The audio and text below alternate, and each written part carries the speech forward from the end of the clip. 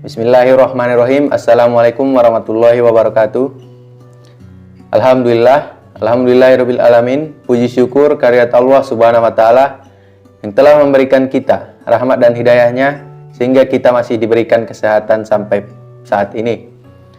Salawat dan salam marilah senantiasa kita panjatkan kepada Nabi besar Muhammad sallallahu alaihi wasallam yang berlapaskan Allahumma sholli ala sayyidina Muhammad wa ala ali sayyidina Muhammad. Baik, nama saya Darwin Deliadi dengan NIM 0203203095 dari kelas HTN 3D akan membacakan ceramah saya tentang jual beli. Baik, jual beli dalam Islam. Dalam bahasa Arab, jual beli disebut dengan al-ba'i. Dari segi berarti memindahkan hak milik terhadap benda dengan akad saling mengganti atau menukar. Sedangkan menurut istilah al-ba'i memiliki banyak pengertian sebagaimana dikemukakan oleh para ulama. Pertama, Imam Hanafi atau mazhab Hanafi. Jual beli ialah pertukaran suatu harta dengan harta yang lain menurut cara tertentu. Kedua, Imam Syafi'i atau mazhab Syafi'i. Jual beli ialah pertukaran sesuatu harta benda dengan harta benda yang lain. Yang keduanya boleh ditasamufkan atau dikendalikan dengan ijab dan kabul menurut cara yang diizinkan oleh syariat. Islam melihat konsep jual beli itu sebagai suatu alat untuk menjadikan manusia semakin dewasa dalam berpola pikir dan melakukan berbagai aktivitas, termasuk aktivitas ekonomi. Pasar sebagai tempat aktivitas jual beli harus dijadikan sebagai tempat pelatihan yang tepat bagi manusia sebagai khalifah di muka bumi. Maka sebenarnya jual beli dalam Islam merupakan wadah untuk memproduksi khalifah-khalifah yang tangguh di muka bumi.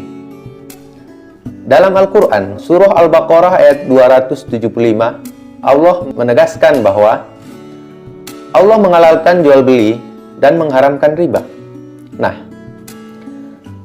ada yang menarik dari ayat ini. Ayat yang baru saya sampaikan atau terjemahan dari surah Al-Baqarah ayat 275 ini, adanya pelarangan riba yang didahului oleh penghalalan jual beli. Jual beli adalah bentuk dasar dari kegiatan ekonomi manusia.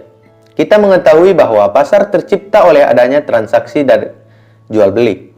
Pasar dapat timbul manakala terdapat penjual yang menawarkan barang maupun jasa untuk dijual kepada pembeli.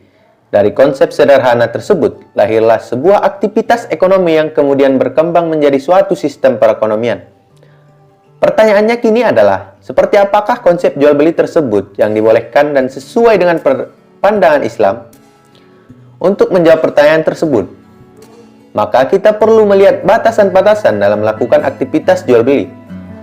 Al-Omar dan Abdul Haq menjelaskan, perlu adanya kejelasan dari objek yang akan dijual belikan. Kejelasan tersebut paling tidak harus memenuhi 4 hal.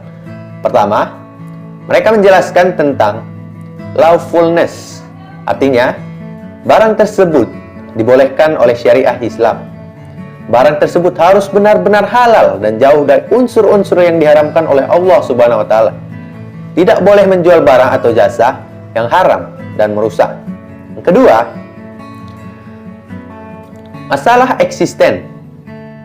Objek dari barang tersebut harus benar-benar nyata dan bukan tipuan. Barang tersebut memang benar-benar bermanfaat dengan wujud yang tetap. Nah, yang ketiga, delivery. Nah, artinya harus ada kepastian pengiriman dan distribusi yang tepat. Ketepatan waktu menjadi hal yang sangat penting di sini. Dan yang terakhir adalah precise determination. Kualitas dan nilai yang dijual itu harus sesuai dan melekat dengan barang yang akan diperjualbelikan.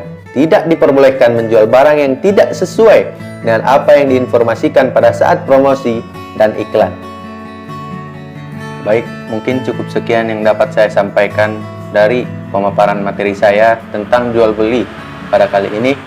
Semoga apa yang saya sampaikan bermanfaat bagi kita semua. Saya sadar bahwa kesempurnaan hanya milik Allah Subhanahu wa taala. Jika ada yang kata-kata ataupun kalimat yang salah dari pengucapan saya mohon maaf. Kepada Allah saya mohon ampun. Wallahul muwaffiq ila aqwamit thoriq.